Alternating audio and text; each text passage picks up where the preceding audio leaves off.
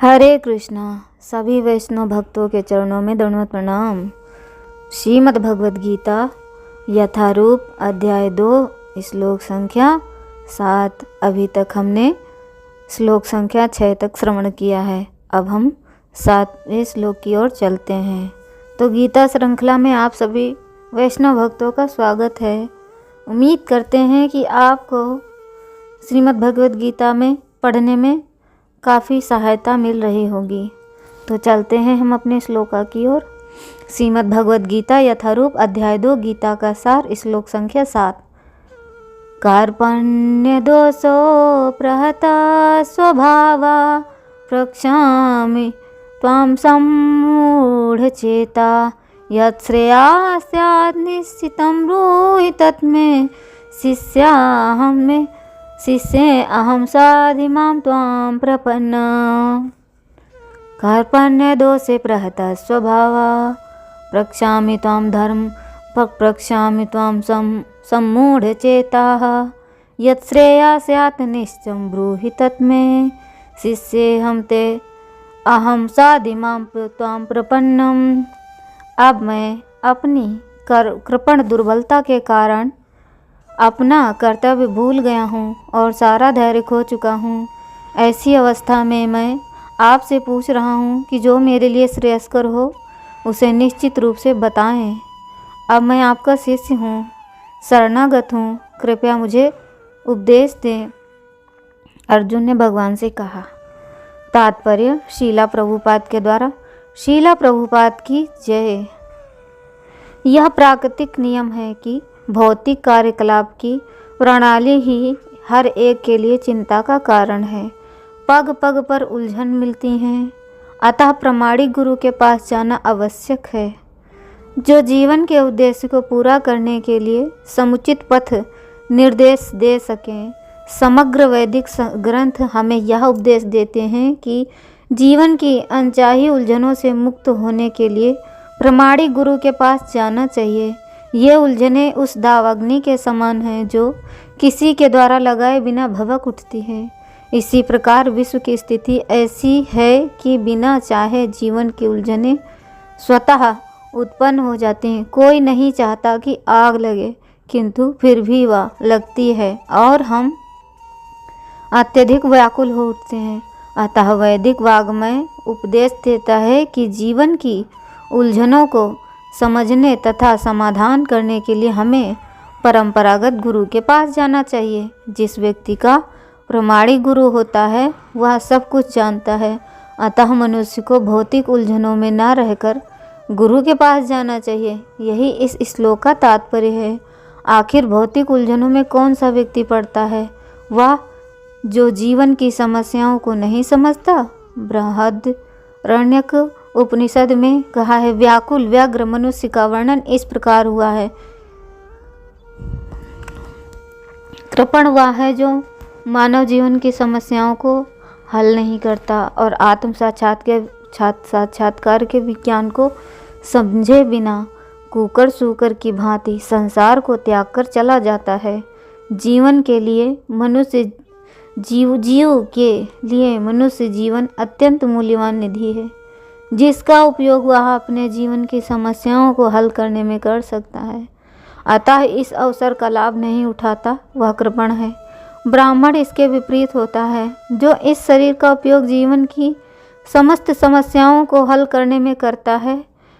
या एतच्छरम गार्गी विद त्वा स महलोक प्राप्ति सा ब्राह्मणा। देहात्म बुद्धिवश कृपण या कंजूस लोग अपना सारा समय परिवार, समाज, देश आदि के अधिक प्रेम में गंवा देते हैं। मनुष्य प्रायः चर्म रोग के आधार पर अपने पारिवारिक जीवन अर्थात पत्नी, बच्चों तथा परिवारजनों में आसक्त रहता है। तो पत्नी, बच्चे, परिवार को यहाँ पर चर्म रोग कहा गया है। चर्म रोग कहा गया है। मनुष्य कृपण वह सोचता है कि वह अपने परिवार को मृत्यु से बचा सकता है, अथवा वह यह सोचता है कि उसका परिवार या समाज उसे मृत्यु से बचा सकता है। ऐसी पारिवारिक आसक्ति निम्न पशुओं में भी पाई जाती है, क्योंकि वे भी बच्चों की देखभाल करते हैं। बुद्धिमान होने के कारण अर्जुन समझ गया कि पारिवारिक सदस्यों के प्रति उसका अनुराग तथा मृत्यु से उनकी रक्षा करने की उसकी इच्छा ही उसकी उलझनों का कारण है। यद्यपि वह समझ रहा था कि युद्ध करने का कर्तव्य उसकी प्रतीक्षा कर रहा था, किंतु कृपण दुर्बलता कार्पण्य दोष के कारण वह अपना कर्तव्य नहीं निभा रहा था। अतः वह परम गुरु भगवान कृष्ण से कोई निश्चित हल निकालने का अनुरोध कर रहा है। वह कृष्ण का शिष्यत्व ग्रहण करता है, वह मित्रता पूर्वक बातें बंद करना चाहता है। अतः गुरु तथा शिष्य की बातें गंभीर होती हैं और अब अर्जुन अपने मान्य गुरु के समक्ष गंभीरता पूर्वक बातें करना चाहता है। इसीलिए कृष्ण भगवद गीता के ज्ञान भगवद गीता के आदि गुरु हैं और अर्जुन गीता को समझने वाला प्रथम शिष्य है। अर्जुन भगवद गीता को किस तरह समझता है यह गीता में वर्णित है। तो भी मूर्ख संसारी विद्वान बताते हैं कि किसी को मनुष्य रूप कृष्ण की नहीं बल्कि अजन्मा कृष्ण की शरण ग्रहण करनी चाहिए। कृष्ण के अंतः अजन्मा कृष्ण के अंतः अथवा बाह्य में कोई अंतर नहीं।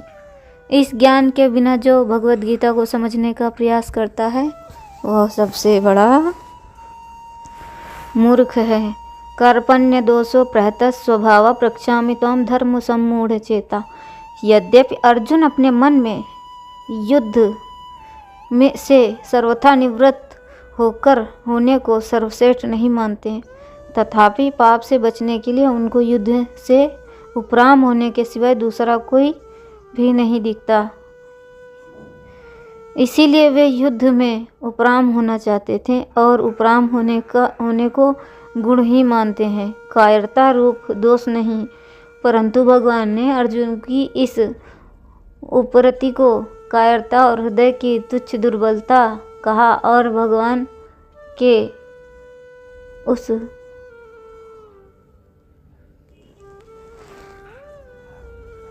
निम्न साधन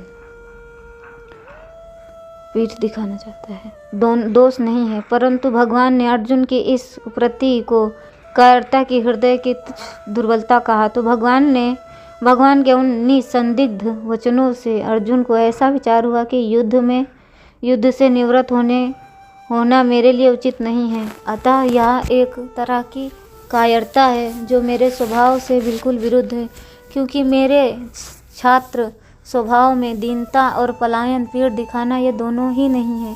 अर्जुनस्य प्रतिज्ञे द्वे न दैन्यम न पलायनम। इस तरह भगवान के द्वारा कथित कायरता रूप दोषों को अपने में स्वीकार करते हुए अर्जुन भगवान से कहते हैं कि एक तो कायरता दोष के कारण मेरा छात्र स्वभाव एक तरह से दब गया और दूसरी बात मैं अपनी बुद्धि से धर्म के विषयों को कुछ निर्णय नहीं ले पा रहा हूँ। मेरी बुद्धि में ऐसी मूढ़ता छा गई है कि धर्म के विषयों में मेरी बुद्धि कुछ भी काम नहीं कर रही है। भगवान ने अर्जुन को स्पष्ट रूप से आज्ञा दे दी कि हृदय की तुच्छ दुर्बलता को कायरता को छोड़कर युद्ध के लिए खड़े हो जाओ। इससे अर्जुन को कर्तव्य के विषय में कोई संदेह नहीं रहना चाहिए था।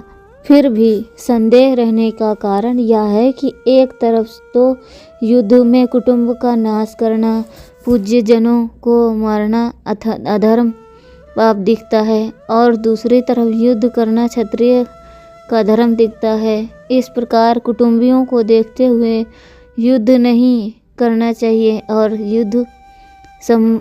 युद्ध नहीं करना चाहिए। छात्र धर्म की दृष्टि से युद्ध करना चाहिए। इन दो बातों को लेकर अर्जुन का धर्म संकट में पड़ गया। उनकी बुद्धि धर्म का निर्णय करने में कुंठित हो गई। ऐसा होने पर अभी इस समय मेरे लिए खास कर्तव्य क्या है, मेरा धर्म क्या है, इसका निर्णय करने के लिए वे भगवान से पूछते हैं। यदृक्षया सन्निश्चितं ब्रूहि तन्मे। इसी अध्याय के दूसरे श्लोक में भगवान ने कहा कि जो कायरता के कारण युद्ध से निवृत्त हो रहा है, तेरा यह आचरण अनार्जुष्ट है, अर्थात श्रेष्ठ पुरुष ऐसा आचरण नहीं करते। तो वे तो जिसमें अपना कल्याण हो वही आचरण करते हैं। यह बात सुनकर अर्जुन के मन में आया कि मुझे भी वही करना चाहिए जो श्रेष्ठ पुरुष किया करते हैं। इस प्रकार अर्जुन के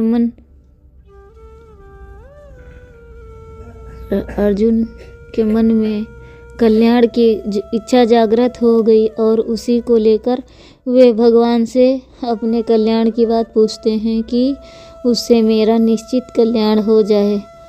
ऐसी बात मरने से भाई को भगवान ने अपने कल्याण की बात पूछते ही जिससे मेरा निश्चित कल्याण हो, ऐसी बात कर मेरे से कहिए। अर्जुन के हृदय में हलचल विषाद होने से और अब यहाँ अपने कल्याण की बात पूछने यह सिद्ध होता है कि मनुष्य जिस स्थिति में स्थित है उसी स्थिति में वह संतोष करता रहता है, तो उसके भीतर अपने असली उद्देश्य की जागृति नहीं होती। वास्तविक उद्देश्य कल्याण की जागृत नहीं होती। वास्तविक ज्ञान शिष्य हस्ते अहम। अपने कल्याण की बात पूछने पर अर्जुन के मन में यह भाव पैदा हुआ कि कल्याण की बात तो गुरु जी से पूछी जाती है, सारथी से नहीं पूछी जाती। इस बात को लेकर अर्जुन के मन में जो रथीपन का भाव था, जिसके कारण वे भगवान को यह आज्ञा दे रहे थे कि हे अच्युत, मेरे रथ को दोनों सेनाओं के बीच में खड़ा कीजिए, यह भाव मिट जाता है और अपने कल्याण की बात पूछने के लिए अर्जुन के शिष्य हो जाते हैं और कहते हैं कि महाराज, मैं आपका शिष्य हूँ, शिक्षा लेने का पात्र हूँ, आप मेरे कल्याण की बात कहिए। साधि माम त्वाम प्रपन्नम। गुरु तो उपदेश दे देंगे, जिस मार्ग का ज्ञान नहीं है उसका ज्ञान करा देंगे, पूरा प्रकाश दे देंगे, पूरी बात बता देंगे, पर मार्ग पर तो स्वयं शिष्य को ही चलना पड़ेगा, अपना कल्याण तो शिष्य को ही करना पड़ेगा। मैं तो ऐसा नहीं चाहता कि भगवान उपदेश दें और मैं उसका अनुष्ठान करूं, क्योंकि उससे मेरा काम नहीं चलेगा। अतः अपने कल्याण की जिम्मेदारी मैं अपने पर क्यों रखूं, गुरु पर ही क्यों ना छोड़ दूं। जैसे केवल माँ के दूध पर ही निर्भर रहने वाला बालक बीमार हो जाए तो उसकी बीमारी दूर करने के लिए औषधि स्वयं माँ को करनी पड़ती है, बालक को नहीं। इसी तरह मैं भी सर्वथा गुरु के ही शरण हो जाऊं, गुरु पर ही निर्भर हो जाऊं, तो मेरे कल्याण का पूरा दायित्व गुरु पर ही आ जाएगा। स्वयं गुरु को ही मेरा कल्याण करना पड़ेगा।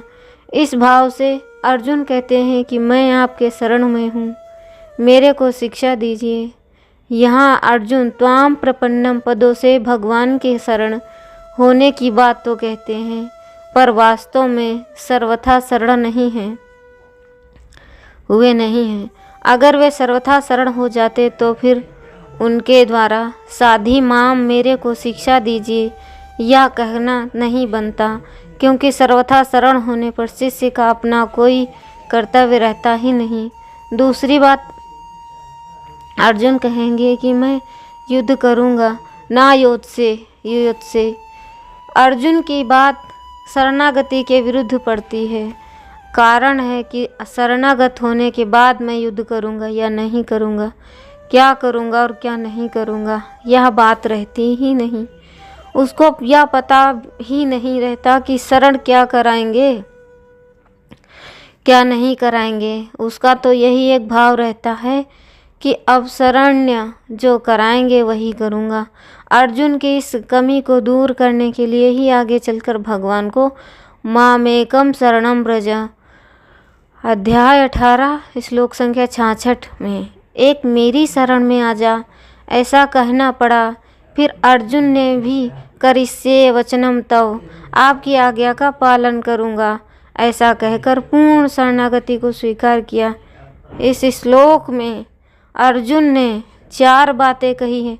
कार्पण्य दोषो धर्म सम्मूढ़ चेता यदृक्षा सन्निश्चितम ब्रूहि तन्मे शिष्य हस्ते हम साधिमाम त्वाम प्रपन्नम। इनसे पहली बात में अर्जुन धर्म के विषय में पूछते हैं। दूसरी बात में अपने कल्याण के लिए प्रार्थना करते हैं। तीसरी बात में शिष्य बन जाते हैं और चौथी बात में शरणागत हो जाते हैं। अब इन चारों बातों पर विचार किया जाए तो पहली बात में मनुष्य जिससे पूछता है वह कहने में अथवा ना कहने में स्वतंत्र होता है।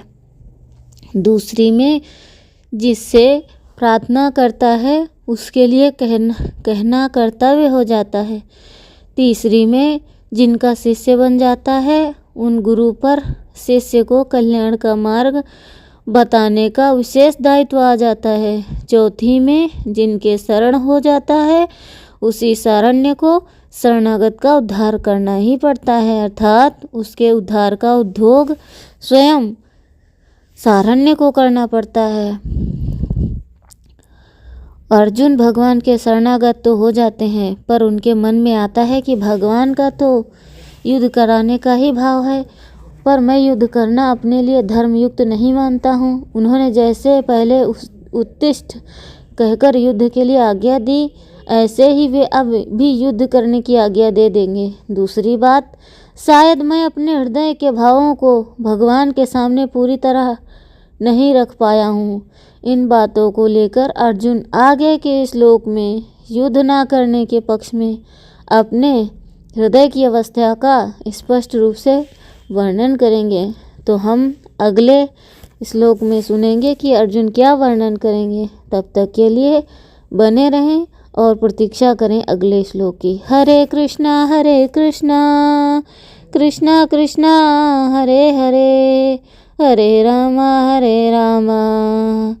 राम राम हरे हरे।